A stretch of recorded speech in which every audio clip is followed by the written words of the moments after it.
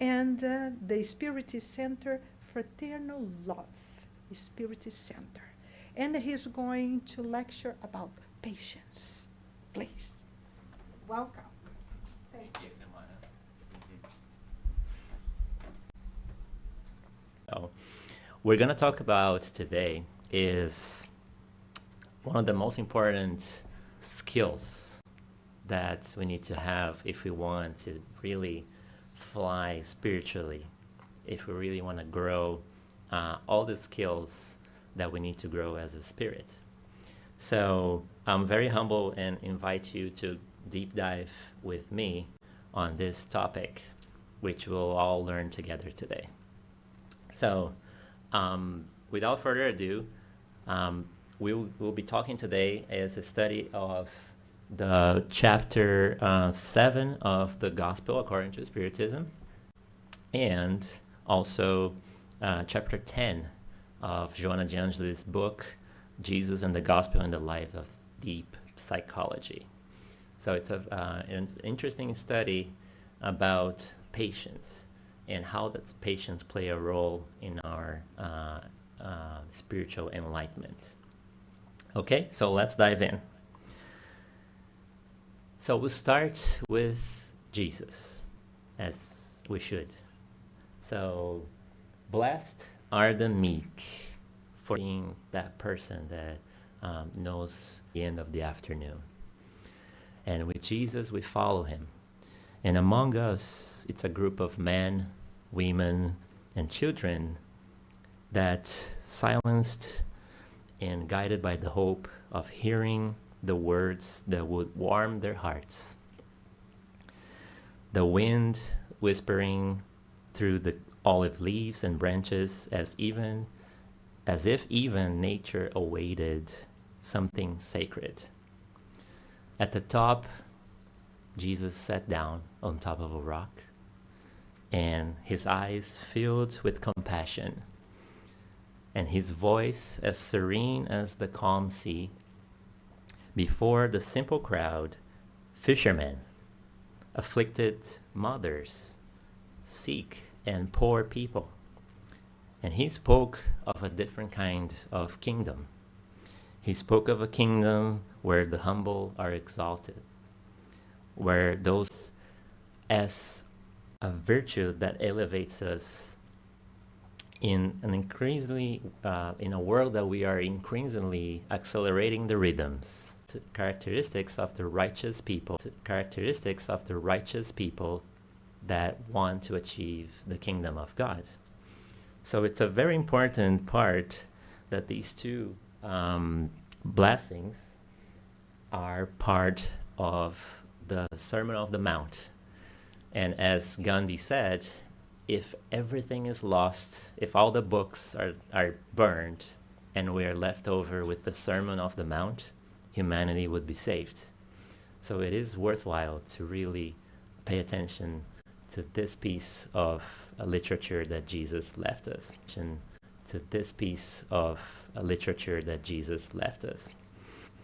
So Jesus makes meekness, moderation, gentleness, kindness, and patience a condition for entering the kingdom of heaven.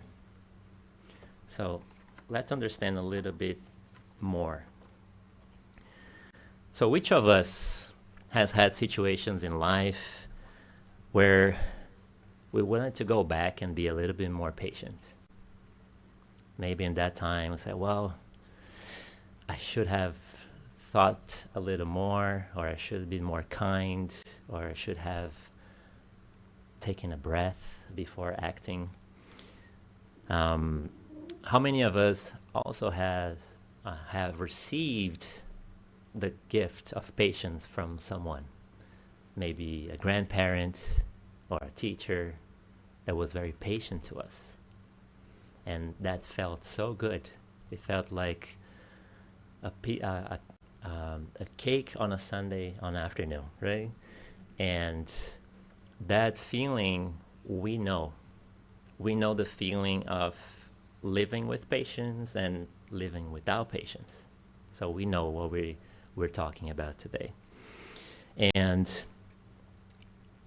something that we need to understand is like when we have the lack of it, what does it cause? And when we have it, what does it bring too? So if we go out there, we observe violence, anger, distress, rude expressions, and those are things that patient can help healing. And every time that we face these situations, we can also practice on ourselves give the gift of patience. And God does not err on the march of the progress, so there's nothing wrong with God's will. It's just us that we can make this better. So if we don't have, we cannot lose it, right? So what we can do is develop it so we can bring more patience going forward. So sometimes we get bothered by some situations, and then we kind of come up with a burst or not so kind comments. And we sometimes think that the other person is wrong, or they are ignorant, or they seem they think different than us, and that causes us to be like, okay, I have to tell this person how it's done, or this is the right way to do, right? So what we have to think about is how can we live with this situation of this diversity in a better way. So let's talk about this. In the next slide, we have here a piece of the literature that said, "You have heard that it was said to the people long ago, 'You shall not murder, and anyone who murders will be subject to judgment.' But I tell you that anyone who is angry with a brother or sister will be subject to judgment. Again, anyone who says to a brother or a sister, 'Raka,' is answerable to the court, and anyone who says, 'You fool,' will be in danger of the fire of hell." Wow, that seems a little strong. But what Jesus is telling us here is, think about like some of the tribes of Israel, right? So, and at that time, Raka was the expression they used for disgust when someone else from the other tribe comes close to you. So they usually would say Raka and spit on the floor, like with disgust. So like Corinthians and Palmeiras, like that. So murder, right? So he's saying, go murder, right? So he's saying, go further. Even how you treat the other person matter. It's not only killing or stealing, which are very bad, but how willing, which are very bad, but how we talk to the other person matters. And action. And action, right? Because if we go forward, right? Because if we go forward building things without the proper quality, the proper thinking, running over people, then we start making more damage than actually building something good. So we don't want to also talk about patience being just that person that crossed their arms and say everything is good. No, because patience is active. The true patience is the one that is doing, but it's doing with quality, right? It's because slowness is sometimes, it could be the presence of laziness, it could be the presence of inefficiency. but we also want to present that being too fast could be a problem too. So let's not confuse activity as well with productivity, because the activity could be more than what we actually need, and we may be looking like headless chicken running around circles, right? So patience is a state of self-control. We need to understand that we have our own feelings, and when we face with problems, we can react in a way or another. So if we do have self-control, then we can start having patience toward the other person. So self-control is part of being a patient person, right? Without self-control, then we enter in states that we regret later.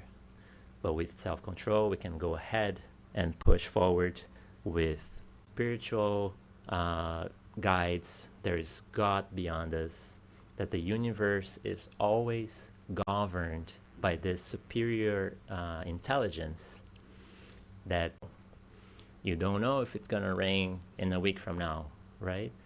It might rain. It's not on our control. So we know that sometimes in our lives the rain comes.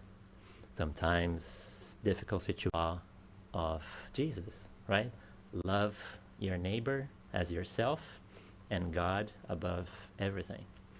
So that humility will help us being patient to the table.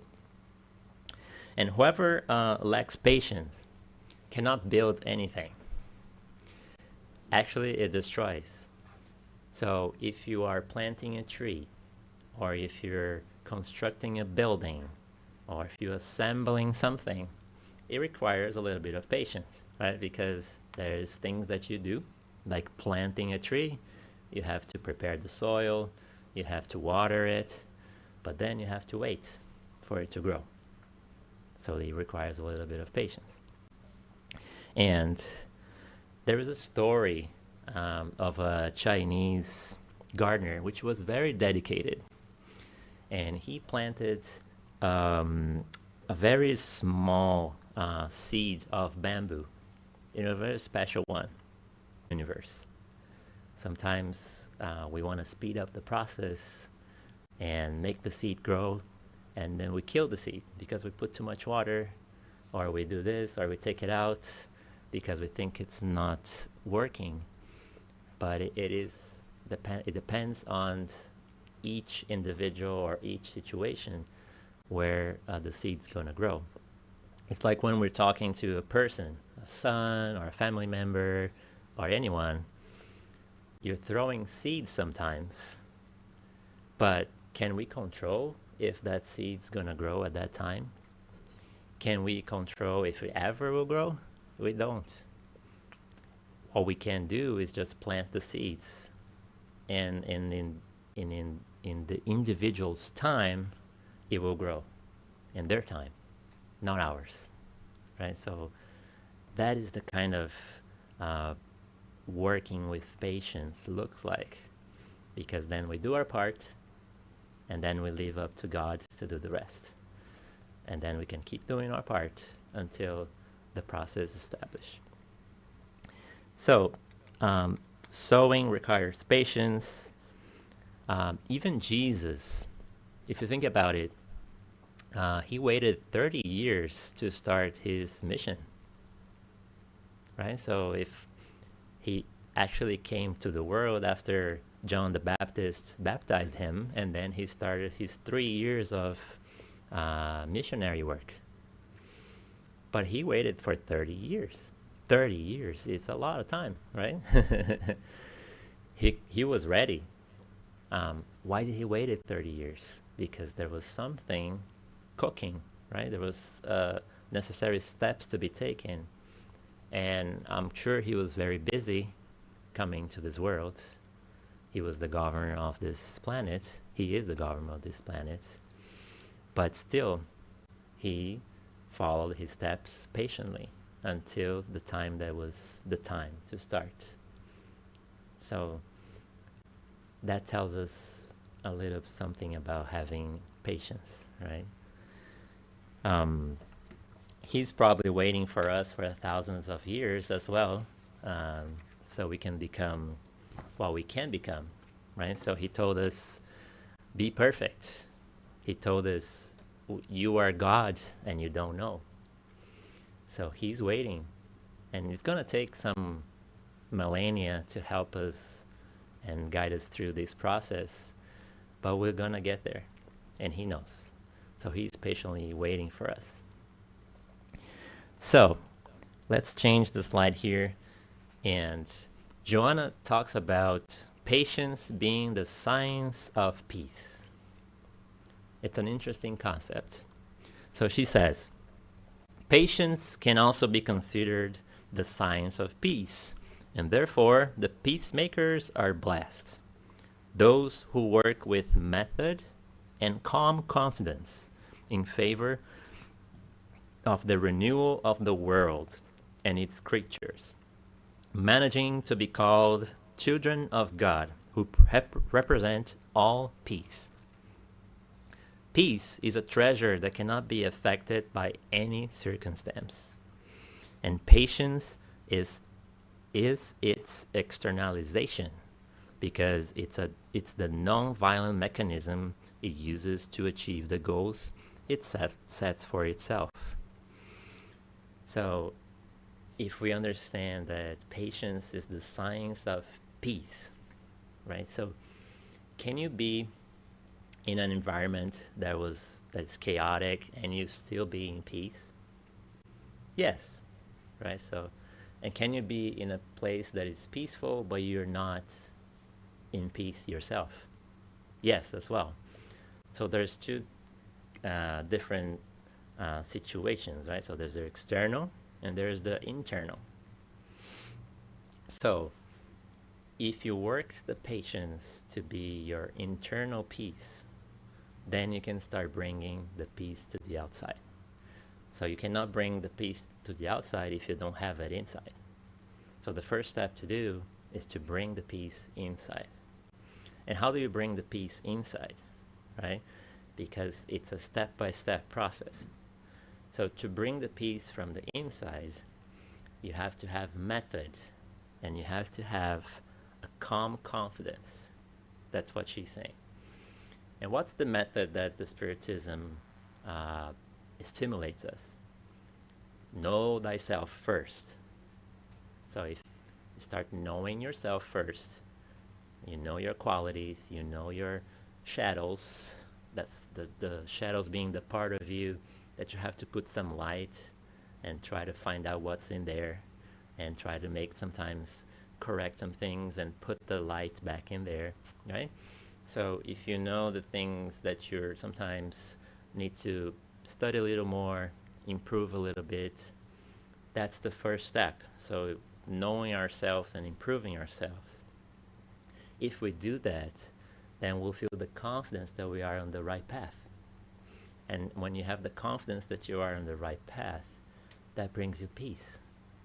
Even if the external world is shaking and it's thunder outside, you say, I'm on my path, and that brings me peace.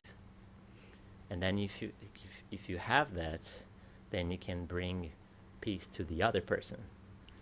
And when you have the patience with the other person, you're bringing what? You're bringing charity, right? So, which is the love in action. So you see that there's a sequence of steps that we can do from getting to know ourselves, improving ourselves, feeling peaceful, then getting the reaction of being patient with the others. That leads to being a charitable person, because then I'll bring the peace to the place that I'm in.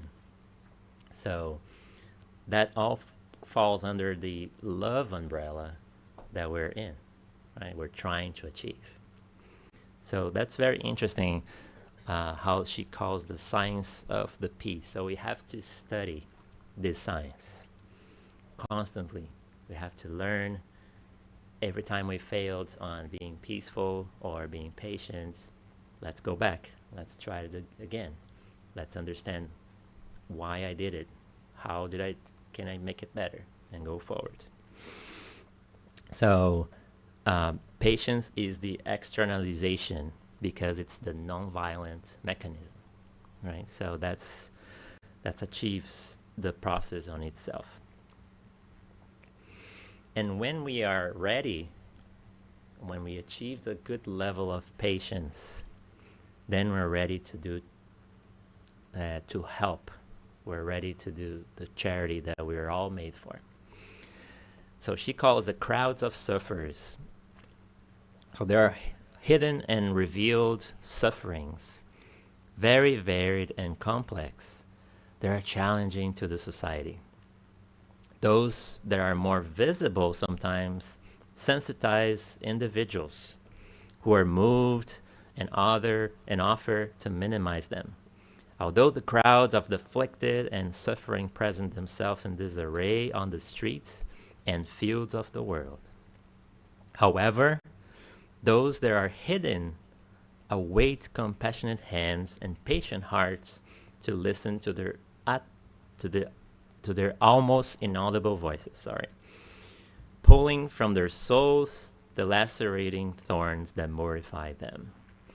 So if we want to be ready to really go there and help these crowds of sufferers, we have to be prepared first,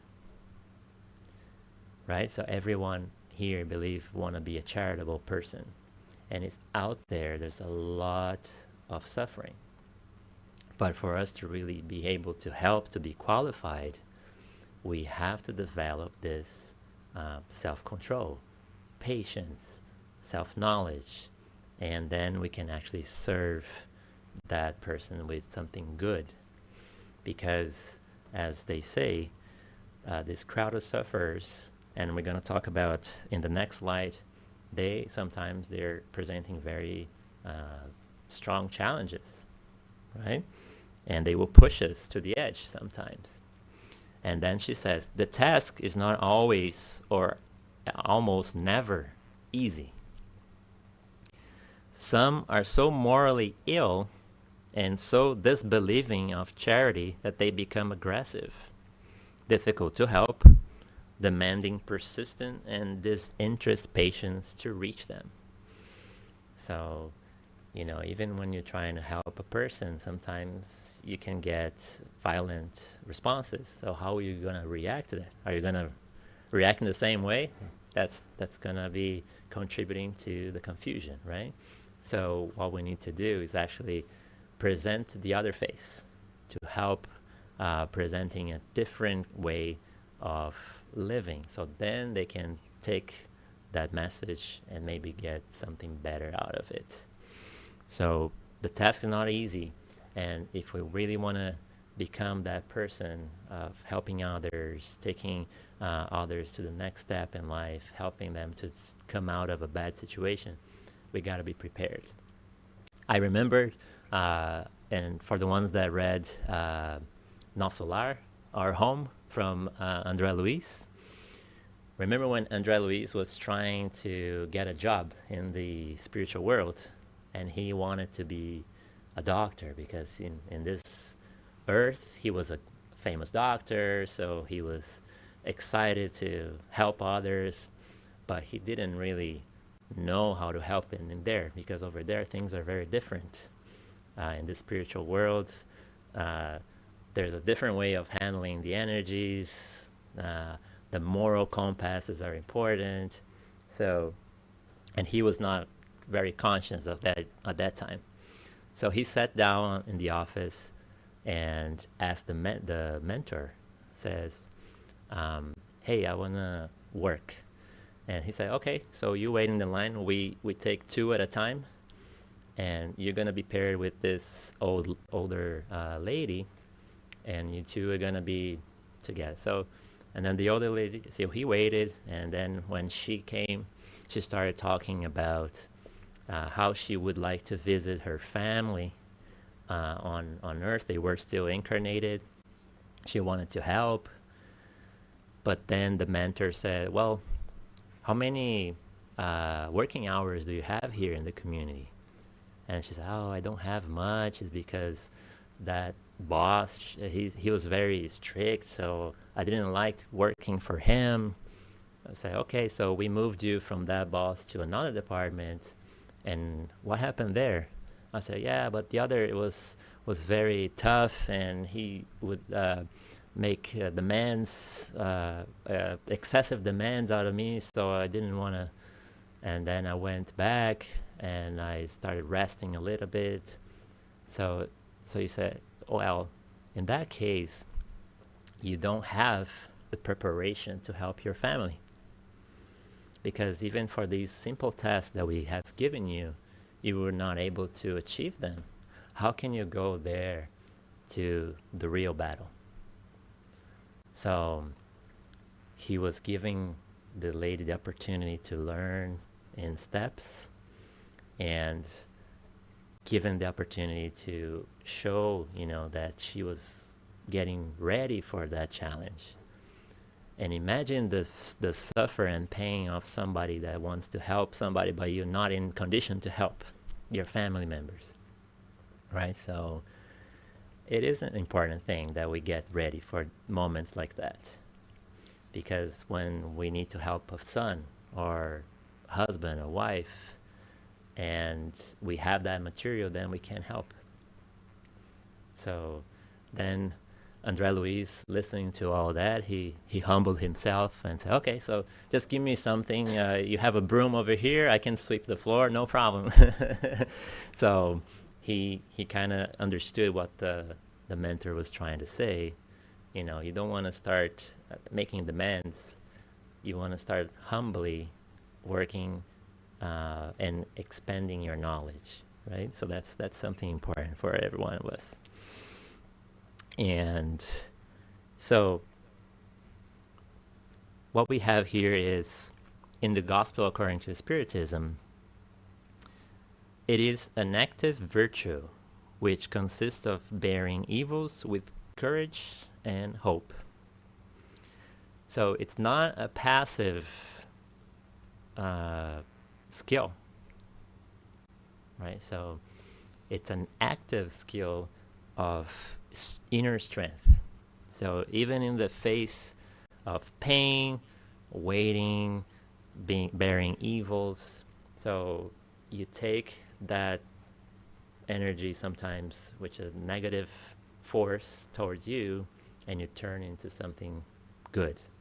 So you don't bring it back the same way you received it, right? So that takes courage, and that takes hope. And he continues in saying that pain is a blessing that God sends to his chosen ones. Therefore, do not grieve when you suffer. Instead, bless Almighty God, who through pain has marked you in this world for glory in the heaven. So that's tough. Pain's a blessing. That's a difficult message to hear, huh? But it's part of the process, right? So when we think about it, the moments in life where we learn the most, they were probably the most painful ones. Because who does self-reflection when you are all good? You're on the beach, you are in the pool, you're not doing self-reflection as much. But when the pain comes, then it triggers the alarm to say, well, maybe I need to think about this. Maybe I need to do better on this. Or, it brings us challenges that we can overcome. So painful moments are something that we should thank as well. And all of us will go through them in this life. So if we think that pain is a gift, then it's easier to be patient on those times. Instead of turning into something to complain about or to say it's negative, why don't we turn it into positive and say, okay, it's like the bread going through the oven, right? So the bread looks like a piece of dough, it's not very appealing before going through the oven, right? But after going through the oven, then the bread becomes, tasteful and good and with the right texture. But when the bread is in the oven, oh my God, it's heat. It's a lot of hot. It's intense in there. But once the heat goes out, it transforms itself into a bread. It's like the butterfly example as well. After the cocoon, it becomes a butterfly, right? So, but in that process, it takes a lot of energy and pain and changes. So what Kardec is incentivizes us is to think about the challenges of life with that mindset. Then you will be more patient, and then you overcome it and become a better person. So Kardec's also saying charity that consists of giving coins to the poor is the easiest of all. There is another, however, much more arduous and consequently much more meritorious, that of forgiving those whom God has placed in our path to be instruments of our suffering and to test our patience. So patience is also charity, right? So, and he's saying it's more important than actually giving funds to someone, to be able to be kind, to be able to bring it back in a better way. It's a charity that's more valued in the process. And what about empathy? It's not always easy to understand another's despair when you have not experienced something similar. There are many factors of affliction, from tiny difficulties to exhaustive and almost unbearable repairs, all of which require patience to be addressed and solved. So when we are dealing with another human being, there's sometimes difficulty that we haven't been exposed to.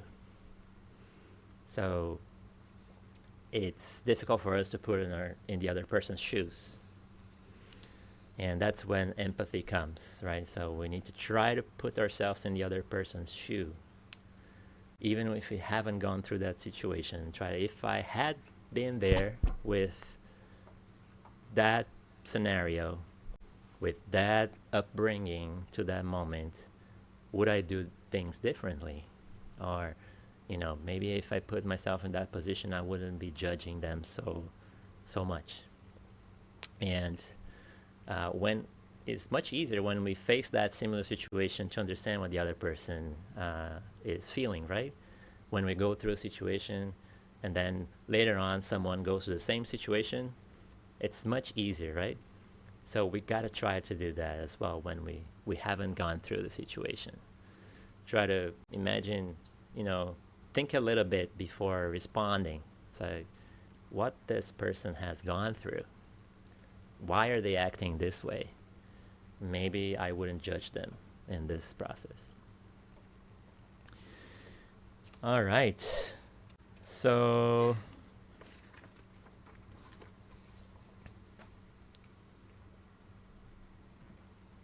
courage. Patience and courage. So courage, friends. You have Christ as your model. He suffered more than any of you and had nothing to pay for. So be patient. Be Christians.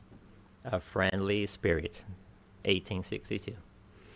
And by the way, Divaldo Pereira Franco mentioned that Joanna signed this passage as a friendly spirit. So if you see a friendly spirit in the codification, it's her. So it's very interesting to see when I was making this study, and I watched that video of Divaldo talking about it, and I was actually studying this passage in the book, and I was comparing with Joanna's book. So it's interesting to see, right? So she's saying courage, right? So it's the active, firm behavior again. We have to be courage because Christ has gone through all that he went through patiently. It's to show us that we can do this, right? Everything that we want, we go through in life, it's something that we can bear. God will not give us more than we can bear. So if we have anything that we're going through that we think that we cannot bear, that's too much for us, take a breath and think about it. It's like if Jesus promised us that everything that God puts in our shoulders, it's bearable. And he said, get your cross and follow me. So carry your cross. Everything will be all right. It's just a matter of time. It's like the oven, right? So you're still in the heat, but at some point the baker is going to turn off the heat and take you out of there. And then you're going to become something better. So that's the process. Requires us to have courage to be there, right? That will give us the peace to be patient and to work that towards the end. The burden seems less heavy when one looks up than when one bows down one forehead to the earth. So in that moment of difficulty, raise your head up. You know, we can always say a prayer. So if we do that, it's going to take a lot of the weight of our shoulders because we know that we can divide that weight with the Creator. If we look down, all the weight will be on our backs. But if we look up, then we can share that load and have the feeling and the faith that we'll be on our path and everything will be all right. So, whoever wants to follow me, let them take up their cross and follow me. Spiritists, let be aware of this. Patience and resilience in trials. If we are Christians, we know that we will be challenged because Jesus was challenged, right? So he did that to show us that this is the process.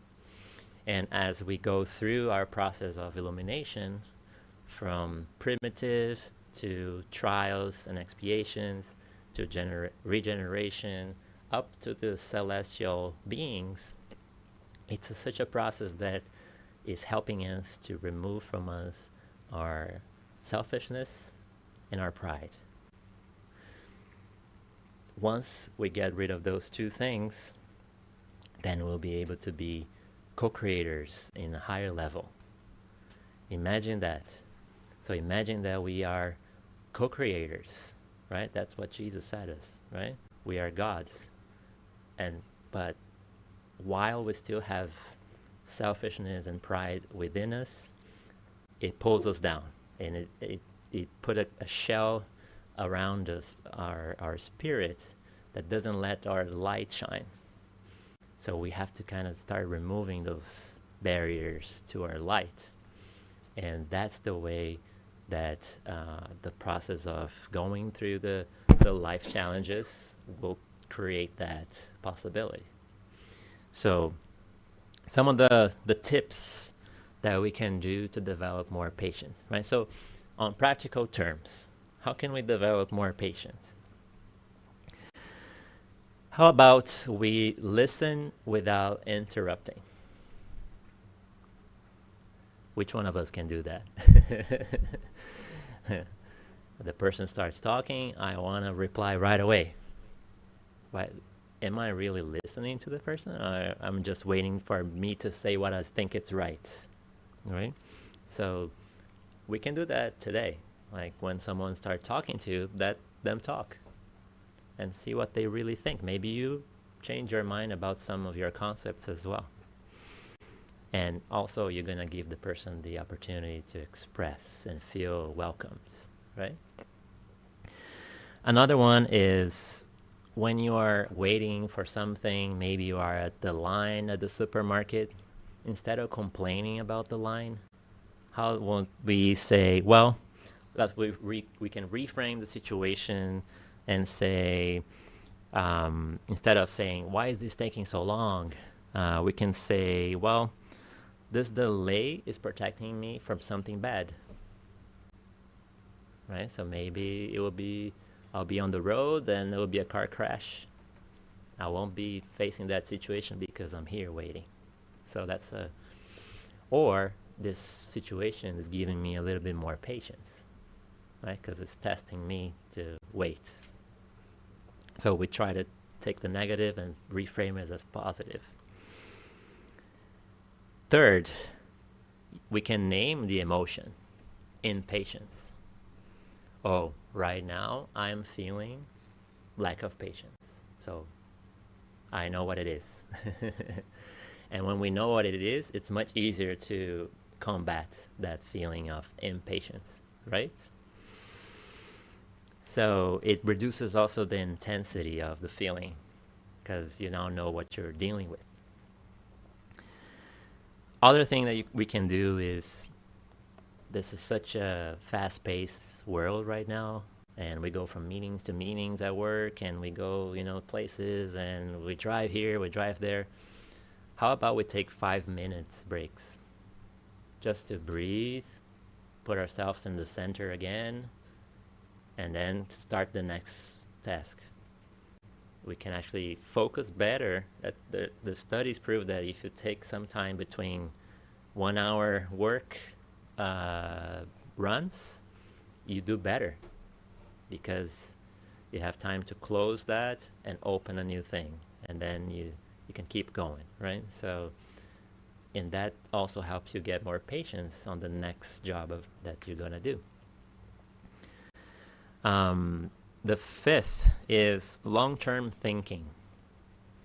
So let's say you are impatient with something or somebody, but think about it, like that little thing that this person is doing to me, is this gonna matter in 5 or 10 years? Like do I need to really act right now because my son is doing this or my daughter is doing that? Is that going to really matter in 5 or 10 years? So if that's going to matter, okay. But if that's not going to be a long-term situation, then maybe you should not intervene, right? Then practice empathy. So we talked about empathy, right? So instead of they're trying to annoy me or they're trying to do this to me, maybe we can say, I don't know their story. Maybe that will cause you to have more empathy about that person. Maybe that the story of that person has something way more challenging than our story, right? So we can actually move with more peace towards that person. The other thing we can do is, instead of thinking that everything should be fast and easy, we should think growth takes time. Like the bamboo plant, it takes time to grow, right? So if I say to you something that I recommend you, it's a seed that I'm planting, but it's up to you to have your own time. And growth takes time. Sometimes it takes 5, 10 times to person understands what you're trying to say, right? So, or sometimes they will teach you something that you need to learn too. So growth takes time. Another one is from I have to do this perfect, right? So maybe we can switch that to it's a process of improvement. So sometimes we get frustrated when it's not perfect, when it's not the way I envisioned, but you already made progress, right? Sometimes, let's say we're setting up this spirit center and I envision all the chairs, all the screens, all the speakers, and we couldn't get the speakers to work. So I'm annoyed. I could lose my patience. But we got all the chairs. We got all the screens working. So that's a progress. So maybe in the next meeting we can get the speakers to work, right? So should I be annoyed and, grumpy? That will ruin the experience for everyone, right? Instead, I can say, well, that didn't work. That's okay. It's not perfect, but we are in the process of developing it. And then the most important part is us here sharing the process, right? So that's another way we can improve it. So instead of doing perfect, let's talk about continuous improvement. And the last one that I listed is God is in control. So let's remember that. Impatience is not just a personality trait, it's a way of thinking. So it's often rooted in a desire for control, in which we already know we don't have full control. So let go of control sometimes. It's better, it's easier. Control what you can, and then after that, let nature do the job. And patience and us is the last part. So before going there, let's just remember that the path to enlightenment goes through all of these phases, right? So we talked about knowing ourselves as the first step, then going through developing the path, then going through the peace inside of us, because if we don't have peace, we cannot bring the peace outside. And when we externalize to the outside, that becomes a patience towards the other. And then with patience towards the other, we can practice charity. And that completes the circle of the law of love, right? So that's how we go from knowing ourselves to making the charity work. And then just to close today, I would like to leave you with a message from Emmanuel, which is called Patience in Us. Oops. So I'm going to read for you. When problems multiply on the road due to the carelessness of our own friends, and you remain without revolt in the edifying realizations to which you are dedicated, when insults beat down on your name, trying to dismantle your work, and you remain faithful to the obligations you have embraced, without delaying the service with idle justifications, when you are allowed to offload the burden of sacrificial duties that mark your existence onto someone else's shoulders, and you do not abandon the work to be done, understanding that no effort is too much in favor of others, when you criticize and when you can criticize and you do not, when you can demand and you do not demand, then you have built the fortress of patience in the kingdom of your own soul. Passivity does not always mean constructed resignation. Rarely can anyone show compliance when they're under the embarrassments of a trial. Patience, in truth, is to persevere in the building of good, despite the attacks of evil, and to continue courageously cooperating with it and alongside with it, when it would be easier for us to give up. So, may all of you be blessed today and always, and let patience be our guide. Let us follow these instructions from Jesus in our daily lives. Hopefully this week we can remember and think about as an opportunity to test our patience and to make it to kick it up a little bit above, and make sure that the learnings that we carry forward can help us to be more charitable with others, to lead us into more peace inside of us, to be more faithful to the Christian message, and to all of us to be more a community of peace together. So may be blessed today, and thank you for your patience with me today. Thank you. Thank you.